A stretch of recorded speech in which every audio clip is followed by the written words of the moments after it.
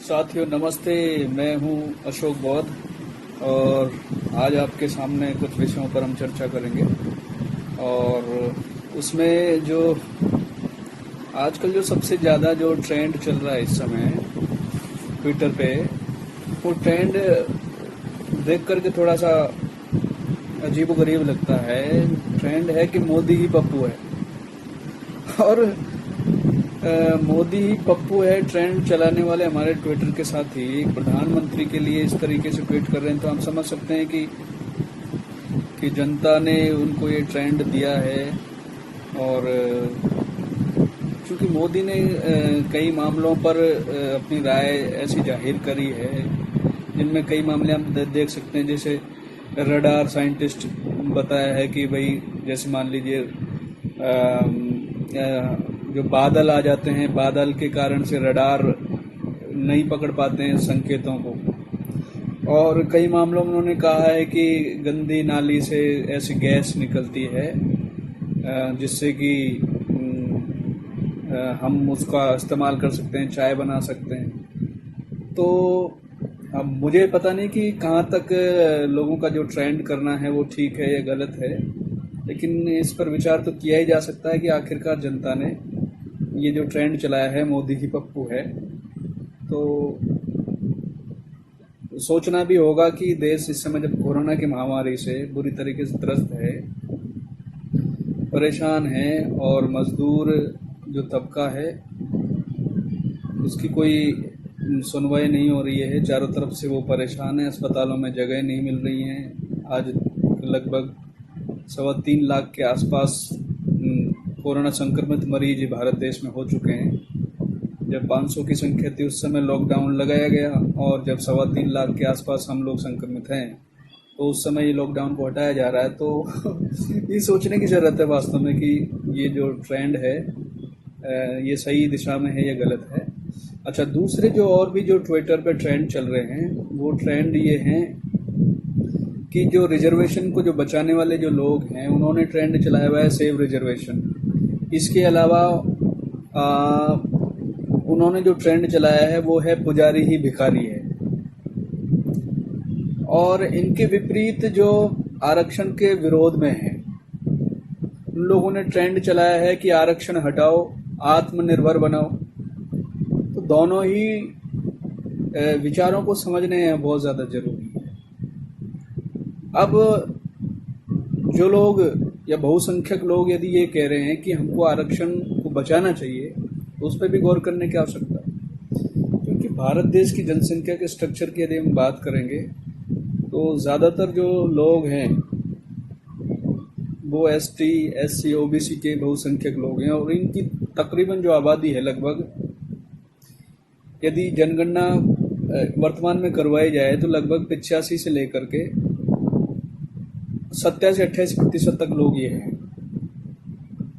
अब ये यदि सेव रिजर्वेशन की बात करते हैं तो इनका बात करना यूं ही खामखा नहीं है, उसके पीछे कई कारण हैं। कारण ये है कि मान लीजिए कि किसी को अपने संख्या के अनुपात में उनको हक हुकूक नहीं मिलेंगे, उनके अधिकार यदि नहीं मिलेंगे, और यदि थोड़े बहुत मिल भी रहे हैं आरक्षण के माध्यम से, तो उनको भी जिस तरीके से सरकारों के द्वारा, सुप्रीम कोर्ट के निर्देशों के द्वारा और अन्य तौर तरीकों से उनको हटाया जा रहा है, तो क्यों नहीं वो 50% जो लोग हैं अपने हक अधिकारों को बचाने के लिए इस तरीके से अपनी बातों को रखेंगे। क्या इस तरीके से उठाना उनका जायज़ नहीं है? इस पर भी हमको गौर करना चाहिए। आज सुप्रीम कोर्ट का जो कॉलेजियम सिस्टम है, एक ट्रेंड और चल रहा है। एक ट्रेंड ये है ट्विटर पे कि कॉलेजियम हटाओ और IGS लेकर के आओ। बिल्कुल सही है कि कॉलेजियम एक ऐसा सिस्टम है जिसके अंदर की सुप्रीम कोर्ट के जो 5 वरिष्ठतम जो जज हैं वो ही सुप्रीम कोर्ट के और हाई कोर्ट्स के जजों का चुनाव करते हैं। आप और हम सब परिचित हैं, छोटी सी सरकारी नौकरी लगने के लिए विभिन्न तरह की प्रतियोगिता परीक्षाओं का आयोजन किया जाता है, उनके फिजिकल टेस्ट भी किए जाते हैं। इसके अलावा उनके इंटरव्यूज भी किए जाते हैं। लेकिन कॉलेजियम सिस्टम क्या है? कॉलेजियम सिस्टम अपने आप में एक आरक्षण है। उसमें जो जो पहले से ही जज हैं वो ऐसे जजों को चुनते हैं जिनसे उनके ताल्लुकात हैं। ज़्यादातर उनके रिश्तेदार वो चुनते हैं उनको, और उसके ऊपर कोई सुनवाई नहीं है आपकी। तो हमें ये सोचने की ज़रूरत है कि कॉलेजियम सिस्टम एक कलंक है। इस पर विचार करने की ज़रूरत है कि क्यों लोग इस तरह का ट्रेंड चला रहे हैं। और वास्तव में यदि वाजिब व्यक्ति को उसका हक अधिकार नहीं दिया जाएगा तो आदमी मान लीजिए किस तरीके से सुप्रीम कोर्ट में पहुंचेगा। सुप्रीम कोर्ट में जब बहुजनों के जज नहीं होंगे तो फिर उनके पक्ष के फैसले किस तरीके से दिए जाएंगे। तो ये समझा जा सकता है कि भारत के इतिहास में आज यदि गणना की जाए तो गिने चुने लोग ही सुप्रीम कोर्ट जैसी सम्मानीय जो संस्था है वहां तक पहुंच पाए। तो उसके सिस्टम को भी सुधारे जाने की जो लोगों के द्वारा मांग की जा रही है उस पर भी तत्काल गौर किया जाना चाहिए। इसके अलावा जो ट्रेंड है पुजारी ही भिखारी है, आरक्षण ही भीख है। आरक्षण को जो भीख बता रहे हैं जो लोग, उनको ये समझने की जरूरत है कि आरक्षण कोई भीख या किसी को आर्थिक रूप से आगे बढ़ाने का तरीका नहीं है। आरक्षण एक प्रतिनिधित्व है। मान लीजिए किसी पिता के 4 पुत्र हैं और उनमें से मान लीजिए 3 सक्षम है और 1 अक्षम है या फिर कमजोर है, तो उस कमजोर को आगे बढ़ाने का एक तरीका है। तो आरक्षण को भीख कह करके वो हमारे जो नए जिन लोगों को आरक्षण मिला 10% जो हमारे इकोनॉमिक वीकर सेक्शन को जो आरक्षण मिला, तो वो उसके खिलाफ भी एक तरीके से आवाज उठा रहे हैं। आरक्षण भीख तब कही जा सकती है जब कोई आदमी योग्य होकर भी आरक्षण ले। जैसे कि ट्रेंड चलाया कि पुजारी ही भिखारी है। पुजारी ही भिखारी है यहाँ कहने का लोगों को जो ट्रेंड चलाया जा रहा है उस पर भी गौर करने की जरूरत है। क्योंकि पुजारी जितने भी पुजारी हैं वो कौन समुदाय से, कौन से समुदाय से जुड़े हुए हैं, तो वो छिपी हुई कोई बात नहीं है।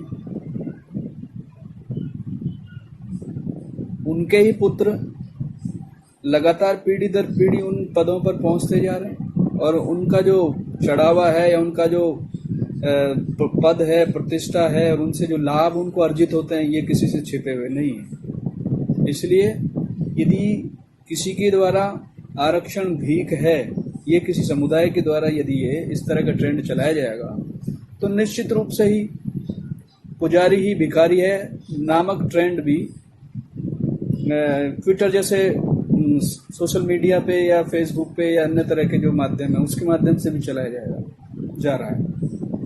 तो आप समझ सकते हैं कि आईजेएस लाने की जो मांग है उसको भी उठाया जा रहा है। वो इसीलिए उठाया जा रहा है कि भाई प्रतिनिधित्व हो। तो जब तक प्रत्येक समुदाय का प्रतिनिधित्व, प्रत्येक समुदाय की भागीदारी राष्ट्र की सत्ता में, राष्ट्र की संपत्ति में, राष्ट्र के विकास में नहीं होगी तो वो राष्ट्र कैसे आगे बढ़ेगा। चाहे अमेरिका का मामला हम ले में, चाहे किसी अन्य देशों का मामला हम ले में, जब तक जनता के प्रत्येक समुदाय के सदस्यों का प्रतिनिधित्व सरकार में नहीं होगा तब तक सरकार में उनकी हिस्सेदारी भी नहीं होगी। और जब तक उनकी हिस्सेदारी नहीं होगी तो उनके अधिकारों के लिए और उनके हकों के लिए वहाँ कोई अपनी बात भी नहीं रखी जाएगी।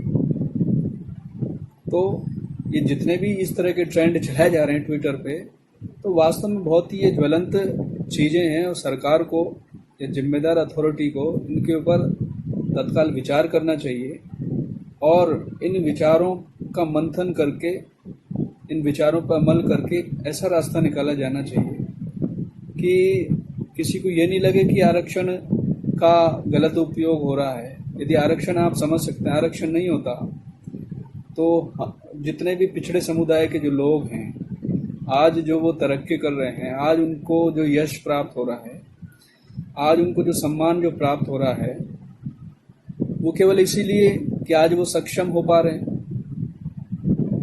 तो क्या सक्षम होने का अधिकार केवल क्या किसी एक विशेष तबके को है?